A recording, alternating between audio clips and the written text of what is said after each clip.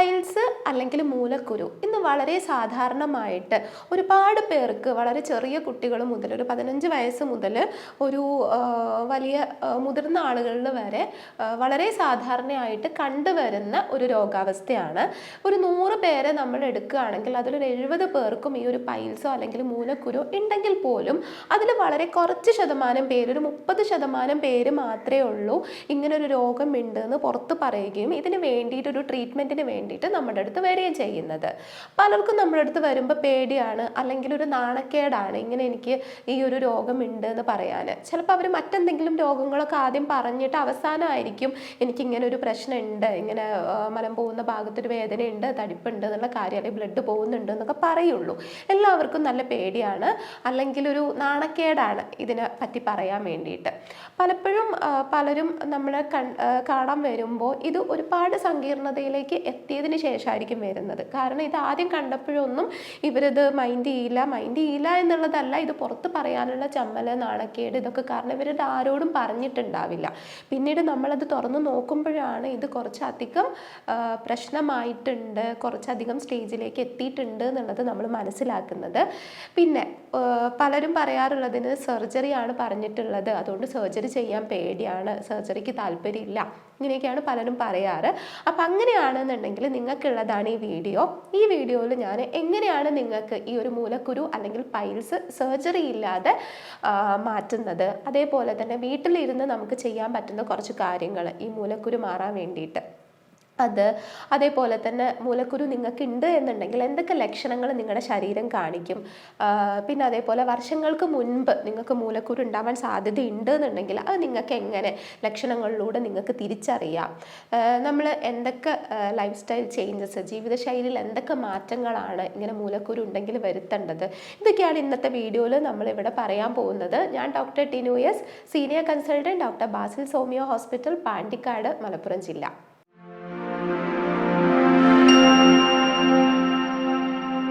ആദ്യമായിട്ട് നമുക്ക് എന്താണ് മൂലക്കുരു അല്ലെങ്കിൽ പൈൽസ്, അതെന്താണെന്നുള്ളത് പറയാം.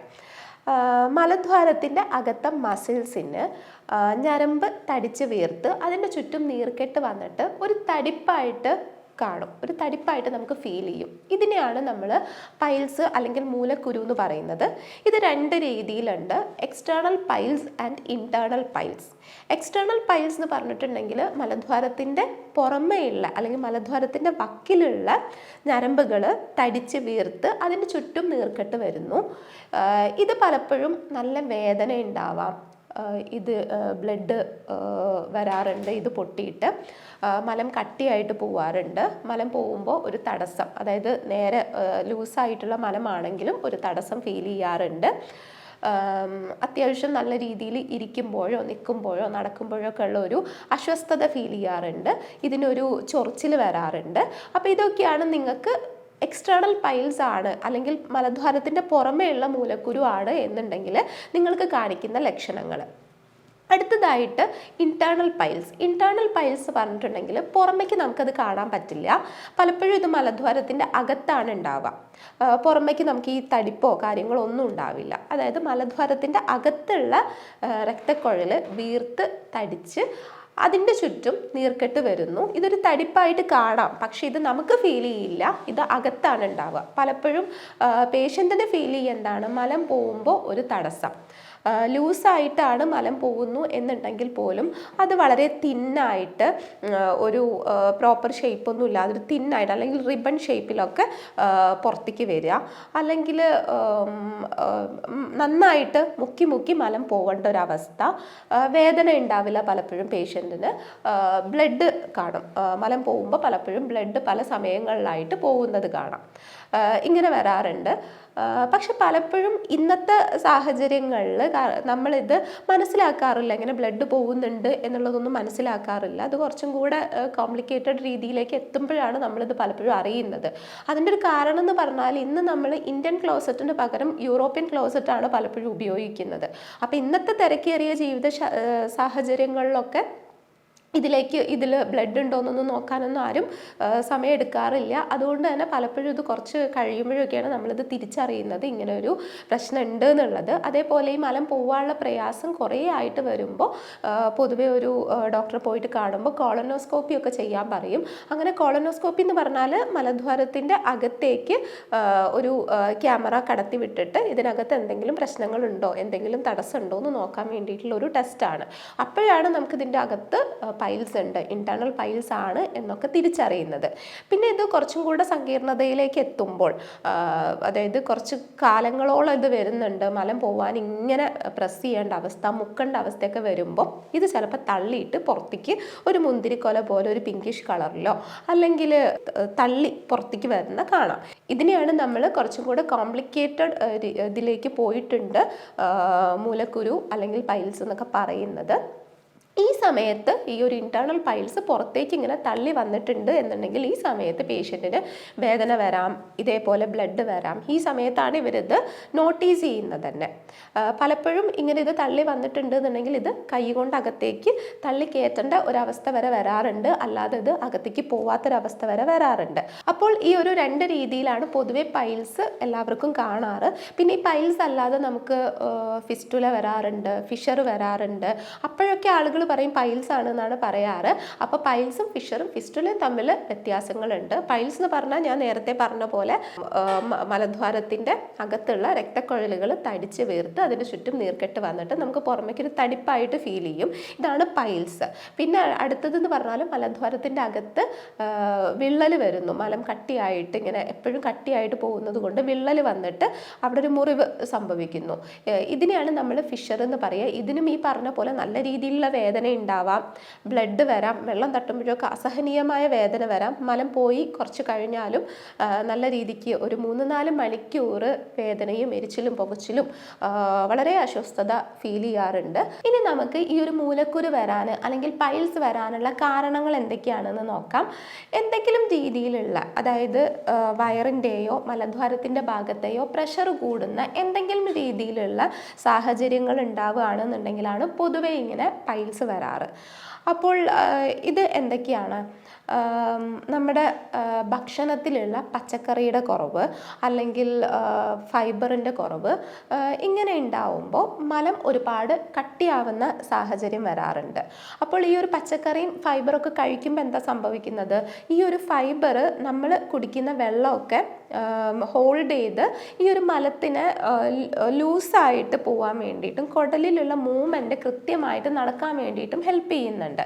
അപ്പോൾ ഇങ്ങനെ ഒരു ഫൈബർ ഇല്ല എന്നുണ്ടെങ്കിൽ മലം പോവാൻ നല്ല രീതിയിൽ പ്രസ് ചെയ്യേണ്ട ഒരു അവസ്ഥ വരാറുണ്ട്. അപ്പോൾ ഈ പറഞ്ഞ പോലെ മലദ്വാരത്തിൻ്റെ ഭാഗത്തേക്കുള്ള പ്രഷർ കൂടാനും ഇത് ഈ ഒരു ഞരമ്പ് തടിച്ച് വീർക്കുന്ന അവസ്ഥയിലേക്കും പിന്നീട് പൈൽസ് വരാനുള്ള സാധ്യത ഉണ്ടാവുകയും ചെയ്യുന്നു. പിന്നെ മറ്റൊന്നാണ്, നമ്മൾ ഒരുപാട് ചായ, കാപ്പി, ആൽക്കഹോൾ ഇവയൊക്കെ കൂടുതലായിട്ട് കഴിക്കുന്നവരാണെന്നുണ്ടെങ്കിൽ ഇവ ശരീരത്തിലെ വെള്ളത്തിൻ്റെ കണ്ടൻറ്റ് കുറയ്ക്കുകയും ഇതുപോലെ നമ്മൾ എത്ര ഫൈബറൊക്കെ കഴിച്ചിട്ടുണ്ട് എന്നുണ്ടെങ്കിൽ പോലും ചായയും കാപ്പി, ആൽക്കഹോളൊക്കെ ഒരു പരിധിയിൽ കൂടുതൽ കുടിക്കുന്നവരാണ് എന്നുണ്ടെങ്കിൽ നമ്മുടെ ശരീരത്തിൽ വെള്ളം നഷ്ടപ്പെടുകയും ഇത് മലം കട്ടിയായിട്ട് പോവാൻ ഇടവരുത്തുകയും ചെയ്യാറുണ്ട്. ഇത് നേരത്തെ പറഞ്ഞ പോലെ ഇങ്ങനെ പിന്നീട് പ്രസ് ചെയ്ത് മലം പോകുന്ന സമയത്ത് ഈ രക്തക്കുഴൽ വീർത്തിട്ട് അതിന് ചുറ്റും നീർക്കെട്ട് വന്നിട്ട് പൈൽസ് വരാൻ കാരണമാവാറുണ്ട്. പിന്നെ അടുത്തതാണ് നമ്മൾ അധികം വെള്ളം കുടിക്കാത്ത അവസ്ഥ. ഇങ്ങനെ വെള്ളം കുടിച്ചിട്ടില്ലെങ്കിൽ എന്താ ഉണ്ടാവുന്നത്? ഈ ഒരു മലത്തിൽ വെള്ളത്തിൻ്റെ അളവ് കുറവായിരിക്കും. അപ്പോൾ ഈ മലം കട്ടിയായിട്ട് അത് പോകാൻ കുറച്ച് പ്രസ് ചെയ്യേണ്ടി വരുന്നു. ഇതിലൂടെ പൈൽസ് വരാൻ കാരണമാവാറുണ്ട്. പിന്നെ അടുത്തതാണ് ഭക്ഷണത്തിൽ ധാരാളം എരിവ്, പുളി ഇവ ആഡ് ചെയ്യുക. അതേപോലെ തന്നെ പുറമെ ധാരാളം ജങ്ക് ഫുഡ്, ഫാസ്റ്റ് ഫുഡ് ഇവയൊക്കെ കഴിക്കുക, റെഡ് മീറ്റിൻ്റെ ഉപയോഗം ഒരുപാടാവുക, ഇതൊക്കെ ഇതേപോലെ മലം കട്ടിയാവാനും ഒക്കെ കാരണമാവാറുണ്ട്. പിന്നെ അടുത്തതാണ് ഒരുപാട് നേരം ഇരുന്ന് ജോലി ചെയ്യുന്നവർ, വ്യായാമമില്ലാത്തവർ, ഇങ്ങനെയുള്ളവർക്കൊക്കെ ഇതുപോലെ തന്നെ ശോധന കട്ടിയാവാനും അതേപോലെ തന്നെ വയറിൻ്റെയും മലദ്വാരത്തിൻ്റെ ഭാഗത്തെയും പ്രഷർ കൂടാനും ആ ഭാഗത്തെ ഞരമ്പ് തടിച്ച് വീർത്ത് മൂലക്കുരു വരാനുള്ള സാധ്യതയും കൂടുതലാണ്. പിന്നെ വേറൊന്നാണ്, മലം പോവാനുള്ള തോന്നൽ വരുമ്പോൾ പല സാഹചര്യങ്ങൾ കൊണ്ട്, ചിലപ്പോൾ നിങ്ങൾ വീട്ടിലുണ്ടാവില്ല, അല്ലെങ്കിൽ ബിസി ആയിട്ട് മറ്റെന്തെങ്കിലും കാര്യങ്ങൾ ചെയ്യായിരിക്കും, ഇങ്ങനെ എന്തെങ്കിലും കാരണങ്ങൾ കൊണ്ട് നിങ്ങൾ അപ്പോൾ മലം പോവാൻ വേണ്ടിയിട്ട് ബാത്റൂമിൽ ശോധനയ്ക്ക് വേണ്ടി പോവാതിരിക്കുക. പിന്നെ ഇത് പിന്നീടത്തേക്ക് ആക്കി വെക്കുമ്പോൾ കുടലിൽ ഈ ഒരു മലം കെട്ടിക്കിടന്ന് ഇതിലെ വെള്ളം കൂടുതലായിട്ട് നമ്മുടെ ശരീരത്തിലേക്ക് വലിച്ചെടുക്കാനും മലം അവിടെ കിടന്ന് ഡ്രൈ ആവാനും കാരണമാവാറുണ്ട്. അപ്പോൾ ഇങ്ങനത്തെ സാഹചര്യങ്ങളിൽ പിന്നീട് മലം പോകുമ്പോൾ കൂടുതലായിട്ട് പ്രസ് ചെയ്യാനും ഇത് പുറത്തേക്ക് വരാൻ പ്രയാസമാവുകയും ഇത് അങ്ങനെ ഇറിറ്റേഷനായിട്ട് മലദ്വാരത്തിൻ്റെ ചുറ്റുമുള്ള മസിൽസിൽ നീർക്കെട്ട് വരികയും വീർക്കുകയും ഇങ്ങനത്തെ അവസ്ഥയൊക്കെ വരാറുണ്ട്. പിന്നെ 1-2 ദിവസം ഇതേപോലെ നമ്മൾ ഇത് ശോധനയ്ക്കുള്ള ടൈം ആയി, അല്ലെങ്കിൽ നമുക്ക് ആ ഒരു ഫീല് വന്നു, അത് മാറ്റി വെച്ചു മറ്റെന്തെങ്കിലും കാരണങ്ങൾ കൊണ്ട് എന്നുണ്ടെങ്കിൽ പിന്നീട് ഉള്ള ദിവസങ്ങളിലും നമുക്കിത് കറക്റ്റ് ആ സമയത്ത് വരാതെ പിന്നെ ഇറഗുലറായിട്ട് ചിലപ്പോൾ 1-2 ദിവസം കഴിഞ്ഞ് ആ ഒരു തോന്നൽ വരാനും ഇങ്ങനെ നാച്ചുറലായിട്ട് നമ്മുടെ ശരീരത്തിൽ ഉള്ള ആ ഒരു റിഫ്ലെക്സ് നമുക്ക് നഷ്ടപ്പെടുന്ന അവസ്ഥയ്ക്ക് വരാറുണ്ട്. ഇങ്ങനെ കൂടുതൽ കാലം ഇങ്ങനെ പോയിട്ടുണ്ട് എന്നുണ്ടെങ്കിൽ ഇത് പിന്നെ പൈൽസ് വരാനുള്ള സാധ്യത കൂട്ടാറുണ്ട്. പിന്നെ വേറൊന്നാണ് നമ്മൾ ഇറഗുലറായിട്ട് ഭക്ഷണം കഴിക്കുക. അതായത് രാവിലെ ബ്രേക്ക്ഫാസ്റ്റ് കഴിക്കേണ്ട സമയത്ത് നമ്മൾ കഴിക്കുന്നില്ല, എന്നിട്ട് ഉച്ചയ്ക്ക് നമ്മൾ ലഞ്ച് കഴിക്കുന്നു, ചിലപ്പോൾ നമ്മൾ രാത്രിയായിരിക്കും ഈ രാവിലെ കഴിച്ചിട്ട് ഉച്ചയ്ക്ക് കഴിക്കാതെ പിന്നെ രാത്രിയായിരിക്കും കഴിക്കുന്നത്. ഈ രീതിക്ക് നമ്മൾ ഭക്ഷണ ക്രമീകരണം പോവുകയാണ് എന്നുണ്ടെങ്കിൽ ഈ പറഞ്ഞ പോലെ ബോവൽ ഹാബിറ്റ് അല്ലെങ്കിൽ ഈ ഒരു ശോധനയുടെ ടൈം വ്യത്യാസം വരാനും ഇത് കൂടുതൽ നേരം അങ്ങനെ ആ ഒരു കുടലിൽ നിന്നിട്ട് ഇതിലെ വെള്ളം നമ്മുടെ ശരീരത്തിലേക്ക് വലിച്ചെടുത്തിട്ട് പിന്നെ ശോധന കട്ടിയാവാനും മലം കട്ടിയായിട്ട് മലം കൂടുതൽ പ്രസ് ചെയ്യേണ്ട അവസ്ഥയിലേക്ക് പോവാറുണ്ട്. പിന്നെ വേറൊന്നാണ്, നമ്മൾ മറ്റെന്തെങ്കിലും കാര്യങ്ങൾക്ക് ടാബ്ലറ്റ്സോ കാര്യങ്ങളൊക്കെ എടുക്കുമ്പോൾ അതിൻ്റെ സൈഡ് എഫക്റ്റ് ആയിട്ടും ഈ പറഞ്ഞ പോലെ മലശോധന നടക്കേണ്ട ആ ഒരു ഫീല്, നമുക്ക് ആ ഒരു സെൻസേഷൻ വരാത്ത അവസ്ഥ, അല്ലെങ്കിൽ ശോധന കട്ടിയായിട്ട് പോവുക, ഇങ്ങനത്തെ അവസ്ഥ വരാറുണ്ട് ലോങ് ടേം ആയിട്ട് നമ്മൾ ഇങ്ങനത്തെ എന്തെങ്കിലും ടാബ്ലറ്റ്സ് കഴിക്കുമ്പോൾ. അപ്പോൾ ഇങ്ങനെയുള്ളവർ അതിൻ്റെ കൂടെ ഒരു ലാക്സേറ്റീവോ കാര്യങ്ങളോ എന്തെങ്കിലും കഴിച്ചെന്ന് വരാം. അപ്പോൾ അങ്ങനെ ആകുമ്പോൾ നമുക്ക് പിന്നെ അതിൻ്റെ സഹായം ഇല്ലാതെ ഇങ്ങനെ ശോധന പോവില്ല എന്നുള്ളൊരവസ്ഥയിലേക്ക് നമ്മുടെ ബോഡി എത്തുകയും പിന്നീട് നമ്മളത് നിർത്തുന്ന ടൈമിൽ ഈ പറഞ്ഞ പോലെ ശോധന സ്ഥിരമായിട്ട് കട്ടിയായിട്ട് പോവുകയും അതിനു വേണ്ടി പ്രസ് ചെയ്യുകയും ചെയ്യുമ്പോൾ ഇങ്ങനെ പൈൽസ് പോലുള്ള ബുദ്ധിമുട്ടുകൾ വരാറുണ്ട്. പിന്നെ മറ്റെന്തെങ്കിലും ഞരമ്പ് റിലേറ്റഡ് രോഗങ്ങളുണ്ട് എന്നുണ്ടെങ്കിൽ, ഇപ്പോൾ പ്രമേഹമൊക്കെ ഉണ്ടെന്നുണ്ടെങ്കിൽ പ്രമേഹം കാരണം ന്യൂറോപ്പതി വരാറുണ്ട്. ഇങ്ങനെ ന്യൂറോപ്പതി വരുന്ന ആളുകളിൽ ഈ മലദ്വാരത്തിൻ്റെ ഭാഗത്തേക്കുള്ള ഞരമ്പ് നശിച്ചിട്ട് ആ ഒരു സെൻസേഷൻ, ആ ഒരു ഫീല്, നമുക്ക് മലം പോകണം എന്നുള്ള ആ ഒരു ഫീല് വരാതെ വരും. അങ്ങനെയുള്ളവർക്ക് സ്ഥിരമായിട്ട് ഇങ്ങനെ മലബന്ധം കാണാറുണ്ട്. ഇത് വരുമ്പോൾ പിന്നീട് അത് പൈൽസ് ആയിട്ട് മാറാറുണ്ട്. അതേപോലെ തന്നെ മറ്റെന്തെങ്കിലും പാർക്കിൻസൺസ് ഡിസീസ് പോലുള്ള ന്യൂറോളജിക്കൽ രോഗങ്ങൾ ഉണ്ടെങ്കിൽ ഇതേപോലെ മലബന്ധവും കാര്യങ്ങളും വരാറുണ്ട്. പിന്നെ വേറൊന്നാണ്, നമുക്ക് മാനസികമായിട്ട് സമ്മർദ്ദമുണ്ട്, അല്ലെങ്കിൽ ഡിപ്രഷൻ ഉണ്ട്, ഇങ്ങനെയൊക്കെ ഉണ്ടെങ്കിൽ, അല്ലെങ്കിൽ ആങ്സൈറ്റി കൂടുതലാണ്, ഉത്കണ്ഠ കൂടുതലാണ്, ഇങ്ങനെയൊക്കെ ഉണ്ട് എന്നുണ്ടെങ്കിൽ ഇത് പല രീതിയിലും നമ്മുടെ മെറ്റബോളിസത്തെ അല്ലെങ്കിൽ ദഹനത്തെ ഒക്കെ ബാധിക്കും. ദഹനത്തെ ബാധിക്കും എന്ന് പറഞ്ഞാൽ ദഹനമൊക്കെ സ്ലോ ആക്കും. ഇങ്ങനെ സ്ലോ ആവുന്ന ടൈമിൽ നമ്മൾ കഴിച്ച ഭക്ഷണം പ്രോപ്പറായിട്ട് ദഹിക്കാതെ ഇത് കുടലിലേക്ക് പോകുമ്പോൾ അവിടെ നിന്ന് ഉള്ള കുടലിൽ ഉള്ള നാച്ചുറൽ ആയിട്ടുള്ള ആ ഒരു മൂവ്മെൻറ്റിനെ ഇത് ബാധിക്കുകയും പിന്നീട് മലം കൂടുതൽ നേരം അവിടെ കിടന്ന് നമ്മുടെ ശരീരത്തിലേക്ക് മലത്തിലുള്ള വെള്ളം എല്ലാം വലിച്ചെടുത്തിട്ട് മലം പിന്നീട് കട്ടിയായിട്ട് പോകാനുള്ള കാരണമാവാറുണ്ട്. പിന്നെ വേറൊന്നാണ്, തൈറോയിഡ് രോഗമുള്ളവർക്ക്, പ്രത്യേകിച്ച് ഹൈപ്പോ തൈറോയിഡിസം, തൈറോയിഡ് ഹോർമോൺ കുറവായിട്ട് TSH കൂടുന്ന അവസ്ഥ, ഇങ്ങനെയുള്ളവർക്കും അവരുടെ ശരീരത്തിലുള്ള എല്ലാ ആക്ടിവിറ്റീസും എല്ലാ പ്രവർത്തനങ്ങളും സ്ലോ ഡൗൺ ആവാറുണ്ട്. ഇങ്ങനെയുള്ള ആളുകളിൽ ഈ പറഞ്ഞ പോലെ മലബന്ധം ഉണ്ടാവാറുണ്ട്. അതായത് ഇവർക്ക് ഈ ദഹനം ഭയങ്കര സ്ലോ ആയിരിക്കും. അപ്പോൾ ഈ ഒരു ദഹിച്ച ഭക്ഷണം വളരെ സ്ലോ ആയിട്ടായിരിക്കും കുടലിലേക്ക് എത്തുന്നത്. കുടലിലും അത് കുറേ നേരം കിടന്നിട്ടായിരിക്കും പുറത്തു പോകുന്നത്. അപ്പോഴും മലം കട്ടിയായിട്ട് ഇങ്ങനെ മൂലക്കുരു അല്ലെങ്കിൽ പൈൽസ് വരാൻ കാരണമാവാറുണ്ട്. അപ്പോൾ ഇതൊക്കെയാണ് നിങ്ങൾക്ക് മൂലക്കുരു അല്ലെങ്കിൽ പൈൽസ് വരാനുള്ള കാരണങ്ങൾ. ഇനി അടുത്തതായിട്ട് മൂലക്കുരു അല്ലെങ്കിൽ പൈൽസ് നിങ്ങൾക്ക് വരാം വർഷങ്ങൾ കഴിഞ്ഞാൽ നിങ്ങൾക്കിത് വരാനുള്ള സാധ്യതയുണ്ട് എന്ന് നിങ്ങളുടെ ശരീരം കാണിച്ചു തരുന്ന ലക്ഷണങ്ങൾ എന്തൊക്കെയാണെന്നുള്ളത് നോക്കാം. ഇത് നിങ്ങൾ മുൻകൂട്ടി തിരിച്ചറിയുകയാണെന്നുണ്ടെങ്കിൽ ഇതിന് വേണ്ട കാര്യങ്ങൾ നിങ്ങൾ തന്നെ ചെയ്തു കൊടുക്കുകയാണെന്നുണ്ടെങ്കിൽ പ്രത്യേകിച്ച് മെഡിസിൻസ് ഒന്നും എടുക്കാതെ തന്നെ നമുക്കിത് അവിടെ വെച്ച് തന്നെ നമുക്ക് തടയാൻ പറ്റും. അതിലേറ്റവും പ്രധാനപ്പെട്ട ഒന്നാണ് മലദ്വാരത്തിനകത്ത് ചൊറിച്ചിൽ അല്ലെങ്കിൽ ഒരു ഇഴച്ചിൽ ഫീൽ വരിക. അപ്പം ഇങ്ങനെ വരുമ്പോൾ പലപ്പോഴും ആളുകൾ വിചാരിക്കുന്നത് ഇത് വിരശല്യമാണ്, വിര കാരണമാണ് ഇത് വരുന്നതെന്ന് വിചാരിച്ചിട്ട് കുറേ വിരയ്ക്കുള്ള മെഡിസിൻസ് ഒക്കെ കഴിക്കും. പക്ഷെ ഇത് മാറില്ല. അപ്പോഴും ഇത് ഇവർക്ക് തിരിച്ചറിയുന്നില്ല ഇത് ഈ ഒരു പൈൽസ് വരാനുള്ള തുടക്ക ലക്ഷണമാണ് എന്നുള്ളത്. പിന്നീട് ഇങ്ങനെ മലബന്ധമൊക്കെ വന്ന് ഈ ഒരു തടിപ്പൊക്കെ വരുമ്പോഴാണ് പിന്നീട് ഇത് പൈൽസാണ് എന്നുള്ളത് ഇവർ തിരിച്ചറിയുന്നത്. എന്നാൽ ഇത് വരുന്നതിൻ്റെ കുറേ മുൻപ് തന്നെ നമുക്ക് ഈ ഒരു ലക്ഷണങ്ങൾ കാണിക്കാറുണ്ട്. ഇങ്ങനെ ഈ ഒരു ചൊറിച്ചിലാണെങ്കിലും ഒരു ഇഴച്ചിലാണെങ്കിലും ഒക്കെ കാണിക്കാറുണ്ട്. അപ്പോൾ ഇങ്ങനെ നിങ്ങൾക്ക് ഉണ്ടെന്നുണ്ടെങ്കിൽ വിരയ്ക്കുള്ള മരുന്ന് കഴിച്ചിട്ടും ഇത് മാറുന്നില്ല എന്നുണ്ടെങ്കിൽ എന്തായാലും നിങ്ങൾ നിങ്ങളുടെ ലൈഫ് സ്റ്റൈലൊക്കെ ഒന്ന് ചേഞ്ച് ചെയ്യുന്നത് വളരെ നല്ലതായിരിക്കും. പിന്നെ അടുത്തതാണ് എപ്പോഴുമുള്ള ബാക്ക് പെയിൻ, പ്രത്യേകിച്ച് ലോവർ ബാക്ക് പെയിൻ ഉണ്ടാവുക.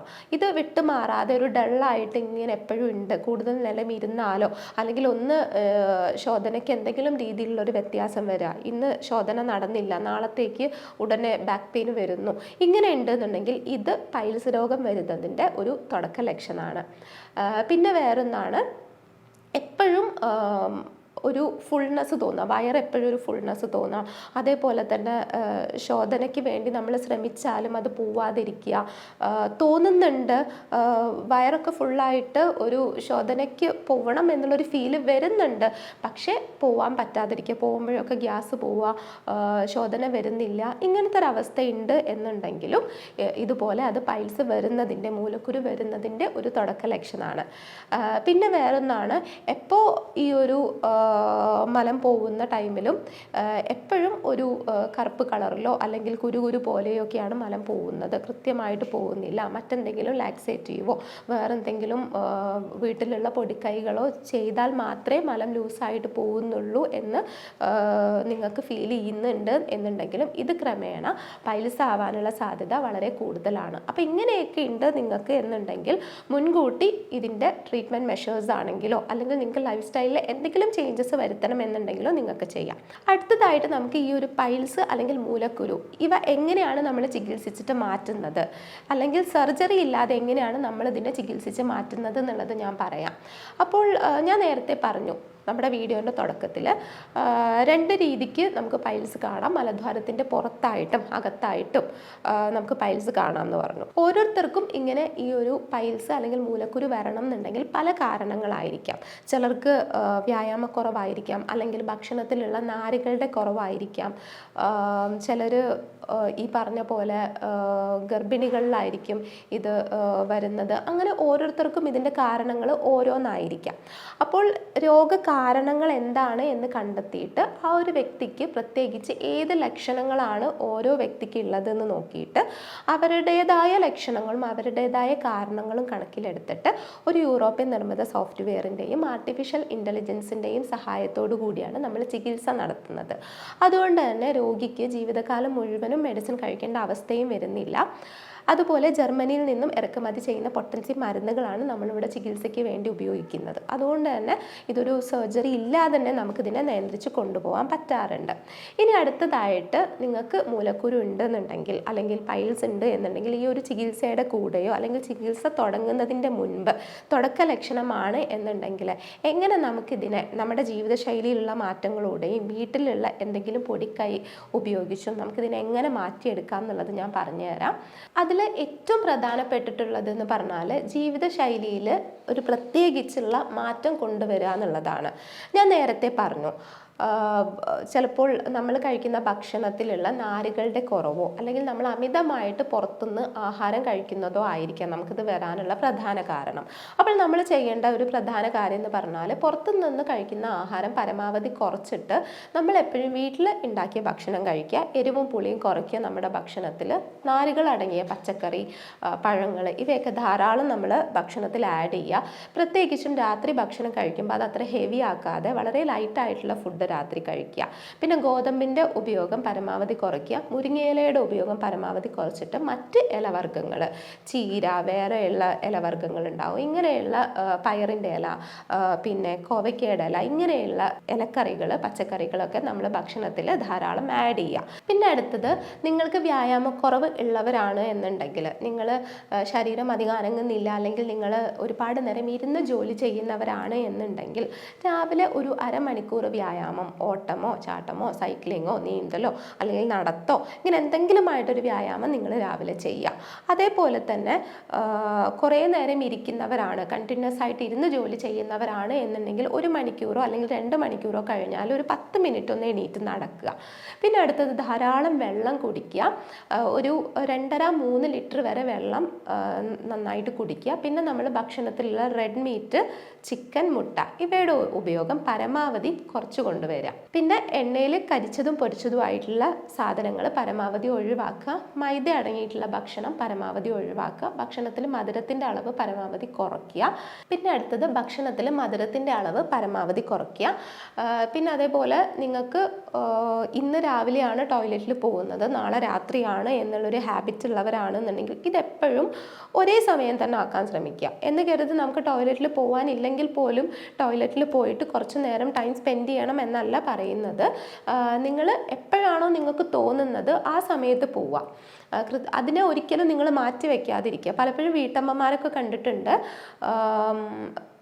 വീട്ടിലെ ജോലി ചെയ്യുന്ന സമയത്താണ് അവർക്ക് ഇങ്ങനെ തോന്നുന്നത് എന്നുണ്ടെങ്കിൽ അവരിത് ചെയ്ത് കഴിയട്ടെ എന്നിട്ട് പോകാമെന്ന് വിചാരിക്കും. പക്ഷെ പിന്നീട് അത് നടക്കില്ല, അങ്ങനത്തെ ഒരു അവസ്ഥ വരും. അപ്പം അങ്ങനെ ചെയ്യാതെ നിങ്ങൾക്ക് എപ്പോഴാണോ തോന്നുന്നത് ആ ഒരു സമയത്ത് തന്നെ പോയിട്ട് എന്നും ആ ഒരു സമയം ആക്കി കൊണ്ടുവരാൻ ശ്രമിക്കുക. അപ്പം നമ്മുടെ ബോഡി ഓട്ടോമാറ്റിക്കായിട്ട് നമുക്ക് ആ ഒരു കൃത്യസമയത്തേക്ക് നമ്മുടെ ബോഡീൻ്റെ ആ ഒരു ക്ലോക്കിനെ മാനേജ് ചെയ്ത് വെക്കുന്നതായിരിക്കും. പിന്നെ വേറൊന്നുള്ളതാണ്, നിങ്ങൾക്ക് മലം പോവാൻ തോന്നുമ്പോൾ തന്നെ പോവുക. അല്ലാതെ നമ്മൾ കുറേ നേരം ബാത്റൂമിൽ പോയി ഇരുന്ന് മുക്കി മലം പോകുന്നൊരവസ്ഥ വരുത്തരുത്. അതേപോലെ തന്നെ ഫോൺ എടുത്തിട്ടോ അല്ലെങ്കിൽ ന്യൂസ് പേപ്പർ എടുത്തിട്ടോ ഒന്നും ബാത്റൂമിലേക്ക് പോവാതിരിക്കുക. അവിടെ തന്നെ കുറേ ടൈം ഇരുന്ന് ടൈം സ്പെൻഡ് ചെയ്ത് പുറത്ത് വരുന്ന ആ ഒരു അവസ്ഥയിലേക്ക് പോവാതെ ഒരു 2, 3, 4 മിനിറ്റിൽ ശോധന കഴിഞ്ഞ് തിരിച്ചു വരുന്നൊരവസ്ഥയിലേക്ക് എത്തുന്ന രീതിയിൽ ചെയ്യുന്നതായിരിക്കും ഏറ്റവും നല്ലത്. നമ്മൾ കുറേ നേരം പോയി അവിടെ മുക്കിയിരിക്കുമ്പോൾ ഇത് മലദ്വാരത്തിൻ്റെ അകത്തുള്ള പ്രഷർ കൂട്ടാനും അവിടെ ഞരമ്പ് തടിച്ച് വരാനും നീർക്കെട്ട് വരാനും പൈൽസ് ഉണ്ടാവാനുള്ള സാധ്യത കൂട്ടാറുണ്ട്. ഓക്കെ, പിന്നെ വേറൊന്ന് നിങ്ങൾക്ക് വീട്ടിൽ തന്നെ ചെയ്യാൻ പറ്റുന്ന ഒരു ടിപ്പാണ്, ഇങ്ങനെ ശോധന കൃത്യമായിട്ടില്ല അല്ലെങ്കിൽ പൈൽസ് ഉണ്ട് എന്നുണ്ടെങ്കിൽ തൈര് എടുത്തിട്ട് 1 ഗ്ലാസ് തൈര് എടുക്കുക, അതിലൊരു 6 ചെറിയ ഉള്ളി ഇട്ട് അരച്ച് ഇതിനെ രാത്രി ഭക്ഷണത്തിന് ശേഷം കുടിക്കുന്നത് ഈ ഒരു മലദ്വാരത്തിൻ്റെ ചുറ്റുമുള്ള നീർക്കെട്ട് മാറാനും അതേപോലെ ഈ ഞരമ്പ് തടിച്ച് വരുന്നത് മാറാനും, ഇങ്ങനെ മലബന്ധം സ്ഥിരമായിട്ടുള്ളവരാണ് എന്നുണ്ടെങ്കിൽ അത് മാറാനും ഹെൽപ്പ് ചെയ്യാറുണ്ട്. ഇതെല്ലാം ഇങ്ങനെയുള്ള ലൈഫ് സ്റ്റൈൽ ചേഞ്ചസ് എല്ലാം ചെയ്തിട്ടും നിങ്ങൾക്ക് ഇതൊന്നും മാറുന്നില്ല, ഒരു തടിപ്പ് വന്നിട്ടുണ്ട് പക്ഷേ ഇത് മാറുന്നില്ല, വേദനയുണ്ട്, ബ്ലഡ് പോകുന്നുണ്ട് എന്നൊക്കെ ഉണ്ട് എന്നുണ്ടെങ്കിൽ നിങ്ങൾ എന്തായാലും ഒരു ഡോക്ടറെ കണ്ടിട്ട് ഇതിൻ്റെ ചികിത്സ എടുക്കേണ്ടതാണ്.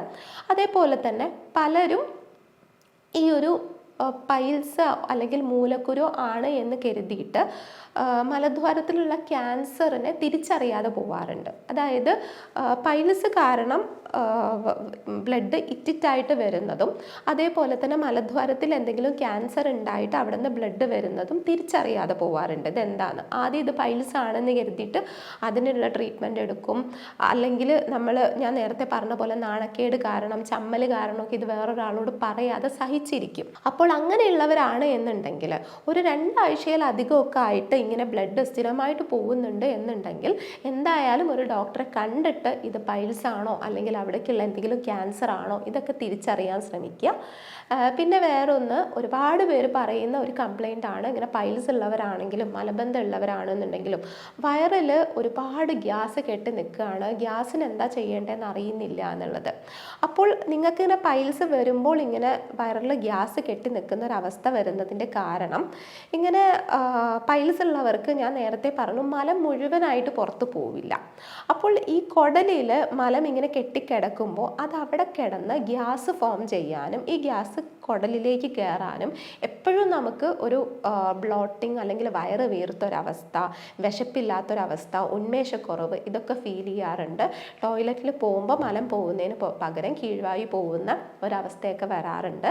അപ്പോൾ നിങ്ങൾക്ക് ഈ ഒരു പൈൽസ് രോഗം ട്രീറ്റ് ചെയ്ത് മാറുമ്പോൾ ഓട്ടോമാറ്റിക്കായിട്ട് നിങ്ങളുടെ ശോധന ശരിയാവുകയും ഈ ഒരു ഗ്യാസിൻ്റെ പ്രശ്നം, ഈ വയറിലെ ഗ്യാസ് കെട്ടി വീർത്ത് നിൽക്കുന്ന പ്രശ്നം ഓട്ടോമാറ്റിക്കായിട്ട് പോവുകയും ചെയ്യാറുണ്ട്.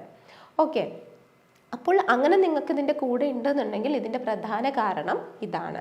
ഇങ്ങനെ പൈൽസുമായിട്ട് ബന്ധപ്പെട്ടിട്ടുള്ള ചികിത്സയ്ക്ക് വേണ്ടിയിട്ടും സംശയങ്ങൾക്ക് വേണ്ടിയിട്ടും നിങ്ങൾക്ക് എന്നെ കോൺടാക്റ്റ് ചെയ്യാവുന്നതാണ്. നിങ്ങൾ ദൂരെയുള്ളവരാണ് എന്നുണ്ടെങ്കിൽ ഓൺലൈനായിട്ട് പരിശോധിച്ചിട്ട് മെഡിസിൻസ് വീട്ടിലേക്ക് അയച്ചു തരാറുണ്ട്. ഞാൻ doctor Tinu S, senior consultant, doctor Basil homeo hospital, Pandikkad, Malappuram ജില്ല.